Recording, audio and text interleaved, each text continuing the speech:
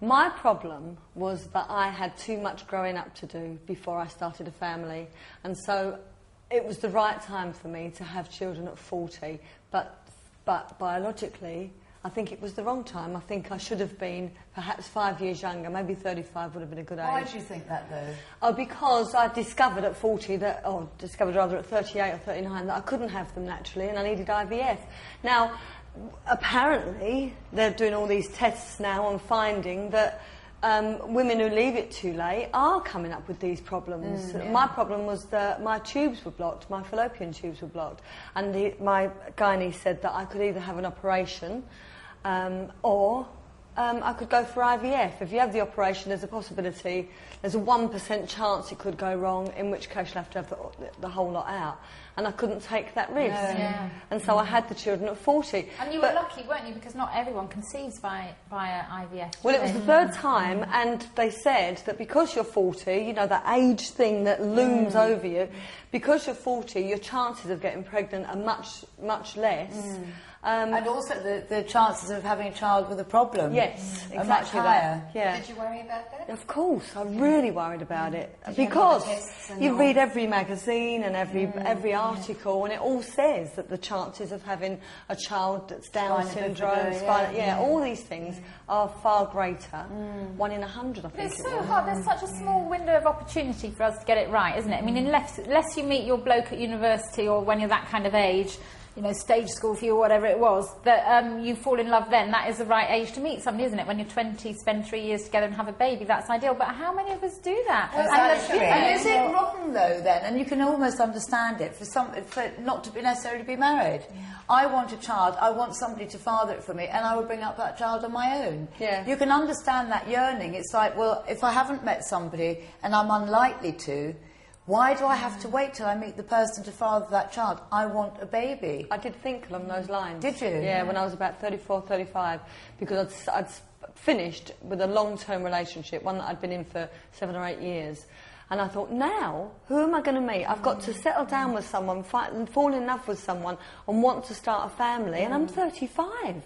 I'm going to have to go and find someone who I think is a musician. I wanted the child to be musical, and I wanted them to be the right height. And I thought, well, this is actually a good way of doing it. Because then I can really, go shopping. But you did almost go shopping, because that's what Steve is. He is. He's all the things. He's a bit short. Are your children musical? And a bit bald. Did your genetic thing work, though? Are your children musical? Incredibly so. Well, then it did work. Yeah. But it is. I want blonde, blue eyes, sort of like, 6 foot, and the designer baby. Yeah. I think one of the problems, and you probably think this is quite controversial, but since, abortion basically became widely available and contraception, men no longer have to take responsibility for getting a girl pregnant. So, in my mother's generation, if a girl got pregnant, the man stood by her.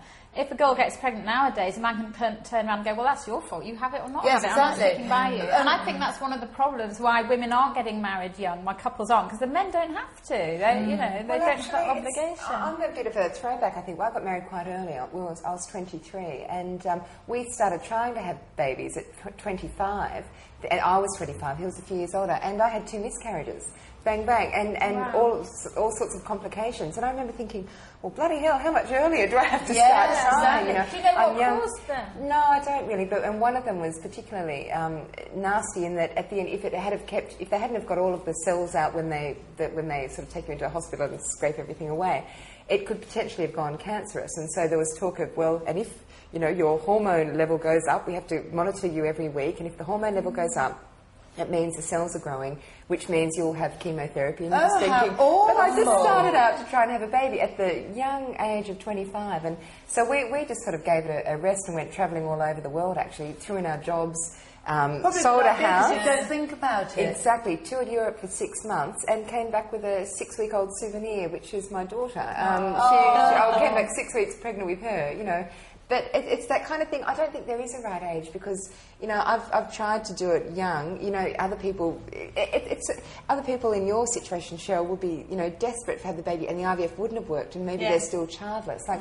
there's always exceptions. I think women have to have that fertility thing in their heads. I mean, I have a friend who was planning to get married, and she was talking to me. She was 33. She said, "I'm planning to get married in a couple of years, and then we're going to have to wait a couple of years before we have kids." And I said, "Don't," because I'd read up about it, and I knew people who couldn't have children quite close to me because they'd you know, past their sell-by date as far as that goes. And I advised her, I said, don't wait, have a baby straight away. And she did try, and she still had to have IVF. And she says to me now, well, thank goodness you said that to me, Rachel, because I might have left it too long. The awful thing is, I think that women are actually planning it too much like a timetable. I'm going to get married when I'm 34, and I'm going to have a baby. I'll wait 2 years and have it at 36. So they wait 2 years. And right, I'm now going to have a baby. And because it's become fixed in their mind that that's what they're going to do, and it is proved that this has happened, it's psychologically such a pressure on the body, it switches off. And it's, you often hear about then. Perverse, a bit. Well, it is perverse, but it's like you're so desperate, you're trying so hard that you over-try. And it stops functioning. It's like squeezing the thing. Like a stress thing. Yes, and you're putting the whole body under pressure. And so often you read about like these people that can't get pregnant. The last resort is IVF, but in the meantime, it's like, what can I do? Oh, I'll adopt, or I'll get a puppy. This is sort of like the substitute, and then they get pregnant. They stop thinking about it. It's a very weird thing, and we're being too regimented. But I suppose, generally speaking, they are saying, the younger you are, the better it is. I mean, now they're even sort of saying 19. That's right. That's or something like that. So the body, but the body might be ripe for having babies at 19, but not here. No. How can you do it? You're a child. You've had no responsibilities at all. Everything's been done for you. I mean, it's exceptional if you've been out sort of like fending for yourself for several years.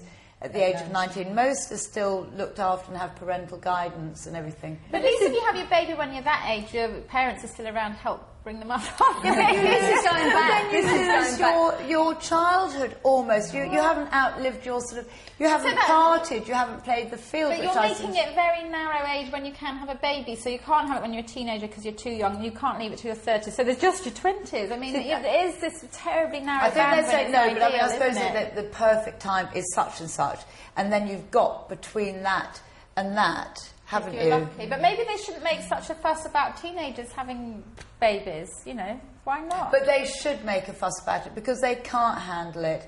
And all right, fair enough, if they have got parents that are quite happy to take on that responsibility, then... But people used to, didn't they? I mean, my grandmother's generation, they were all having babies at 18 and 19, and they went on to have big families. That's just what I was going to say. I mean, you've only got to look at history, and biologically, we are supposed to have children very young, and then we're supposed to die when we go through the menopause, because that's what used to happen. You know, by the age of 50, we were all finished, and unfortunately, our body clock hasn't moved on with our way of life.